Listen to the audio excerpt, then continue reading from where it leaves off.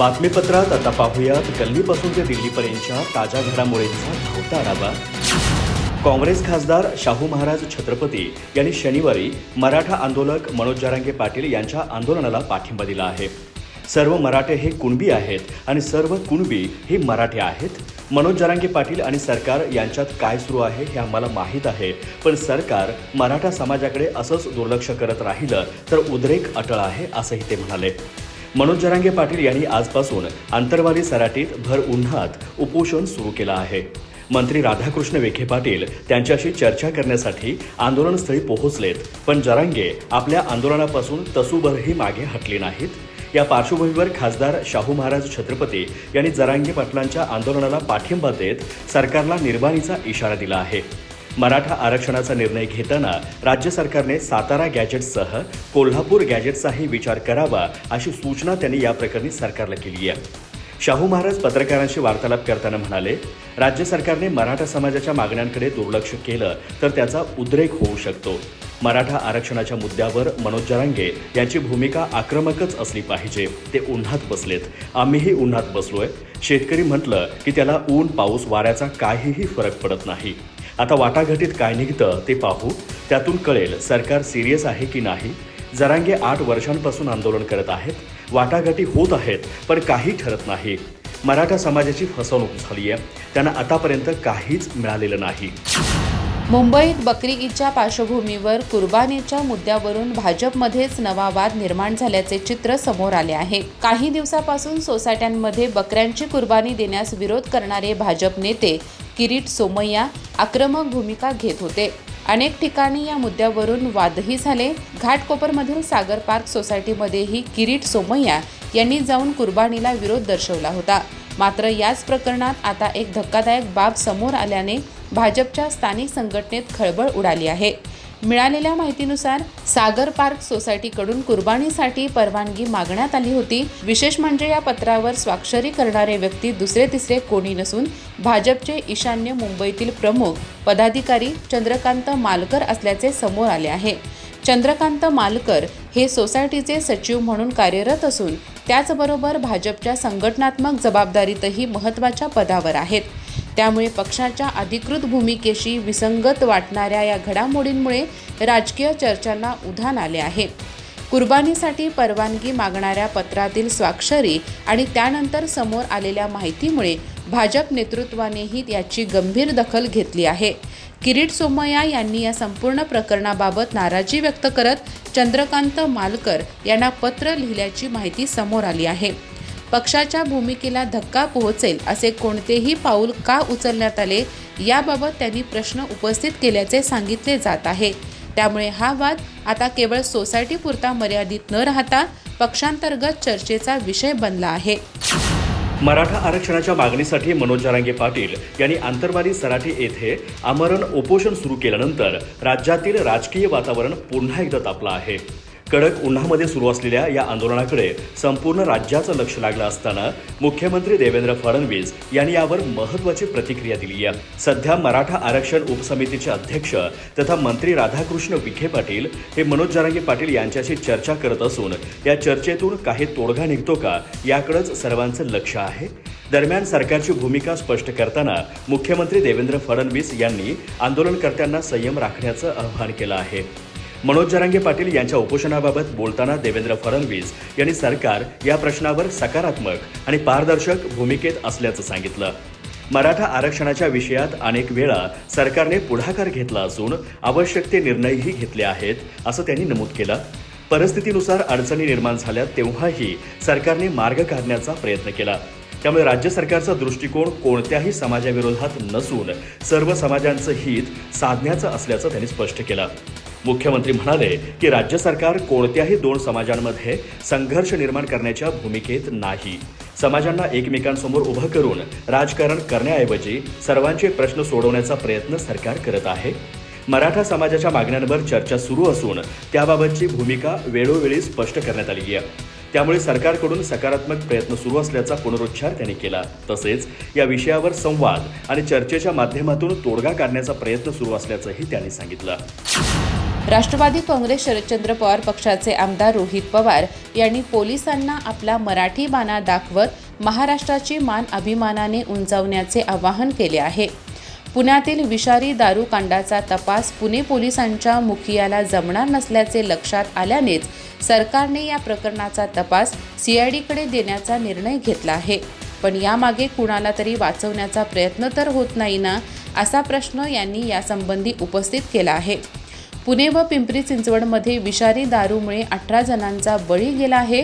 या प्रकरणी राजकीय वर्तुळात संतप्त पडसाद उमटत आहेत. या पार्श्वभूमीवर रोहित पवार यांनी राज्य पोलिसांना उपरोक्त आवाहन करत या प्रकरणाच्या CBI तपासावरही प्रश्नचिन्ह उपस्थित केले आहे. ते म्हणाले, पुण्यातील विषारी दारू कांडाचा तपास पुणे पोलिसांच्या मुखियाला जमणार नसल्याचं लक्षात आल्यानेच मुख्यमंत्री फडणवीस साहेबांनी याचा तपास CIDकडे देण्याचा निर्णय घेतल्याचं दिसतंय. CIDकडे तपास दिल्यास काय परिस्थिती होते हे अजितदादांच्या विमान अपघाताच्या तपासावरून दिसतच आहे. पण किमान चोऱ्यामाऱ्या, पाकिटमारी, चेन स्नॅचिंग अशा प्रकारच्या छोट्या गुन्ह्याचा तपास CID करेल असं वाटल्यानेच कदाचित त्यांच्याकडे हा तपास दिला असावा, किंवा अजितदादांच्या अपघाताप्रमाणे या दारूकांडातही कुणाला तरी वाचवण्याचा यामागे काही हेतू नाही ना, हेही तपासण्याची गरज आहे. पण आमचंही हेच मत आहे की राज्य सरकारने यापुढे पोलीस ठाणे वसुलीसाठी राखीव ठेवून चोऱ्यामाऱ्या, पाकिटमारी, चेन स्नॅचिंग यासारख्या गुन्ह्याच्या तपासाचं काम CIDकडेच सोपवावं आणि अजितदादांच्या अपघाताचा तपास विधानसभेत दिलेल्या शब्दाप्रमाणे CIDकडून काढून CBIकडे द्यावा. यामुळे किमान अजितदादांना तरी न्याय मिळेल. खरं म्हणजे काही पोलिसांमुळे बहुतांश प्रामाणिक पोलिसांची बदनामी होते, हे कुणी लक्षात घेत नाही. त्यामुळे मराठी माणूस म्हणून मला पोलिसांनाही विचारायचं की किती दिवस तुम्ही हे असं दबावाखाली काम करणार? कधीतरी मराठी बाणा दाखवून पुन्हा एकदा महाराष्ट्र पोलिसांची मान अभिमानाने उंचावेल असं काम करणार की नाही, असा सवाल रोहित पवार यांनी उपस्थित केला आहे. सरकारकडून राज्याला वाऱ्यावर सोडून व्यवहारावर लक्ष केंद्रित केलं जात आहे, पण आम्ही त्यावर काहीही बोलणार नाही, कारण त्यामुळे महाराष्ट्राची बदनामी होईल. संघ आता मजबूत आहे. त्यांनी मोदींना विचारायला हवं, पाकव्याप्त काश्मीरमध्ये झेंडा का फडकवला नाही, असा सवाल संघाने पंतप्रधान नरेंद्र मोदींना केला पाहिजे, असं उभाटाचे खासदार संजय राऊत यांनी म्हटलं आहे. संजय राऊत म्हणाले की विधान परिषदेच्या 2 जागांवर आमची चर्चा सुरू आहे. निवडणूक बिनविरोध होऊ नये यासाठी आम्ही निवडणूक लढवत आहोत. स्वबळावर कोणतीही निवडणूक जिंकू शकत नाही. संजय राऊत म्हणाले की पुणे, पिंपरी चिंचवड आणि या भागांमध्ये विषारू दारू प्यायल्याने 16 लोकांचा मृत्यू झाला आहे. गेल्या काही काळांपासून पुण्यामध्ये अवैध धंदे, गुन्हेगारीचा उद्रेक सुरू आहे. पुणे पोलीस आयुक्तांनी गुन्हेगारी वाढू नये म्हणून रात्री 10 नंतर पुणे बंदचे आदेश काढले आहेत. कालच दारूकांड पाहिल्यावर मला असं वाटतं की पोलीस आयुक्तांना आता दिवसासुद्धा पुणे बंद करावं लागेल. संजय राऊत म्हणाले की पुण्यात विषारी दारू मिळते आणि लोक ती पीत आहेत, म्हणजे हे नेटवर्क संपूर्ण महाराष्ट्रात आहे. मुख्यमंत्र्यांच्या आशीर्वादाने गेली 7 वर्ष हे नेटवर्क सुरू आहे. ते आता म्हणतायत की हे बंद करू. मी अनेक आमदारांची नावं देऊ शकतो जे लोक मटके, दारूचे व्यवसाय करतात. हे राज्याच्या मुख्यमंत्र्यांना माहीत आहे. विक्रेत्याला अटक केली पण पोशिंद्याला पकडत नाहीत. ते कोणालाही सोडू नका म्हणतात. पार्थ पवारांवर टीका करणाऱ्या संजय राऊतांनी लक्षात घ्यावे की आदित्य ठाकरेंच्या कारभाराला कंटाळून तुमच्या पक्षातील 40 आमदार बाहेर पडले. आदित्य ठाकरेंची दादागिरी सर्वांनी पाहिली आहे. मातोश्रीचे दार आमदारांसाठी कशी बंद होती हे सर्वांना माहिती आहे, असे भाजप प्रवक्ते नवनाथ बन यांनी म्हटले आहे. उद्धव ठाकरेंच्या अहंकाराला कंटाळून लोकांनी तुमची साथ सोडली. तुम्ही तुमच्या पक्षाकडे बघा. इतरांचे पक्ष चालवायला त्या पक्षाचे नेते सक्षम आहेत. नवनाथ वन म्हणाले की ऑपरेशन सिंदूरच्या वेळी कारवाई केली म्हणून त्यांना पोटशूळ उठला होता, कारण त्यांची आणि पाकिस्तानची जवळीक आहे. राऊतांनी ऑपरेशन सिंदूरचे पुरावे मागितले. तुम्ही उभाटाचे प्रवक्ते म्हणून शोभत नाही, तुम्ही पाकिस्तानचे प्रवक्ते शोभतात. नवनाथ बन म्हणाले की ज्या पद्धतीने मुख्यमंत्री असताना उद्धव ठाकरे यांनी गुन्हेगारांना पाठीशी घातले ते जर पाहिले तर भिवू नको, मी तुझ्या पाठीशी आहे, ही टॅगलाईन उद्धव ठाकरेंचीच होती. देवेंद्र फडणवीस गुन्हेगारांना पाठीशी घालत नाही. कालच जे पोलीस दोषी आहेत त्यांना निलंबित करण्याची हिंमत देवाभाऊ यांनी केली आहे. सचिन वाझे यांचे समर्थन करणाऱ्या उद्धव ठाकरेंना तुम्ही सवाल केला होता का, असा सवाल बन यांनी केला आहे. मुख्यमंत्री देवाभाऊ कोणालाही पाठीशी घालत नाहीत. नवनाथ बंड म्हणाले की संजय राऊत हे गांजा ओढून पत्रकार परिषद घेतात. ते कुठली दारू पिऊन पत्रकार परिषद घेतात याचे उत्तर त्यांनी दिले पाहिजे.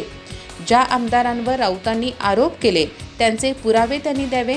कोणत्या आमदारांचे अवैध दारूवाल्या आमदारांचे धंदे आहेत हे सांगितले पाहिजे. यांचेच समर्थक अवैध दारूचा धंदा करतात. पुणे आणि पिंपरी चिंचवडमध्ये घडलेल्या विषारी दारू प्रकरणाने संपूर्ण महाराष्ट्र हादरला आहे. विषारी दारूकांडात मृतांचा आकडा आणखी वाढला असून आता एकूण मृतांची संख्या 22 वर पोहोचली आहे. उर्डी कांचन येथील 32 वर्षीय रिक्षाचालक उमेश अवचर याचा उपचारादरम्यान मृत्यू झाला. 2 दिवसांपूर्वी त्याने दारू सेवन केल्याची माहिती समोर आली आहे. मृत्यूपूर्वी उमेश अवचर याला दृष्टी कमी होणं, मळमळ, उच्च रक्तदाबाचा त्रास आणि तोंडातून फेस येणं अशी लक्षणं दिसून आली होती. विशेष म्हणजे आरोपी राधेश्याम प्रजापती ज्या परिसरात अवैध दारू तयार करत होता त्याच भागातील दारूच्या अड्ड्यावर उमेशने दारू घेतल्याचं तपासात समोर आलंय. त्यामुळे विषारी दारूचं संकट आता पुणे आणि पिंपरी चिंचवड नंतर उर्डी कांचनपर्यंत पोहोचल्याचं स्पष्ट होत आहे. या प्रकरणातील तपासादरम्यान धक्कादायक माहिती समोर आली आहे. अधिक नफा मिळवण्यासाठी आरोपी योगेश वानखेडे यांनी दारूमध्ये मिथेनॉल हे घातक रसायन मिसळल्याचं पोलिसांच्या तपासात उघड झालं आहे.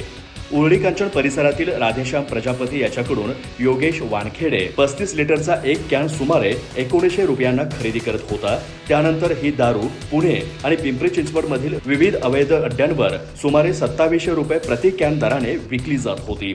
मात्र अधिक नफा कमवण्यासाठी त्याने ऑनलाईन मागवलेले मिथेनॉल दारूमध्ये मिसळून त्याचं प्रमाण वाढवलं. याच घातक मिश्रणामुळे अनेक नागरिकांचा जीव गेल्याचं समोर आलंय. घटनेचं गांभीर्य लक्षात घेऊन राज्य सरकारने या संपूर्ण प्रकरणाचा तपास गुन्हे अन्वेषण विभागाकडे वर्ग केला आहे. पोलीस आणि राज्य उत्पादन शुल्क विभागाने संयुक्त कारवाई करत अवैध दारूच्या नेटवर्कचा शोध सुरू केला आहे. पुणे शहर, पुणे ग्रामीण आणि पिंपरी चिंचवड या भागांमध्ये पसरलेल्या संपूर्ण साखळीचा तपास सुरू असून दारू तयार करणारे, पुरवठा करणारे आणि विक्री करणारे सर्व संबंधित आरोपी तपासाच्या रडारवरती आहेत.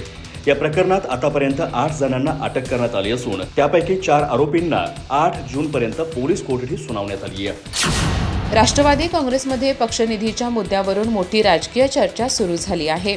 पक्षाची संघटनात्मक ताकद वाढवणे आणि आगामी राजकीय घडामोडींसाठी आर्थिक तयारी मजबूत करण्याच्या उद्देशाने खासदार पार्थ पवार यांनी मंत्री आणि आमदारांसाठी निधी उभारणीचे निश्चित लक्ष्य ठरवल्याची माहिती विश्वसनीय सूत्रांकडून समोर आली आहे.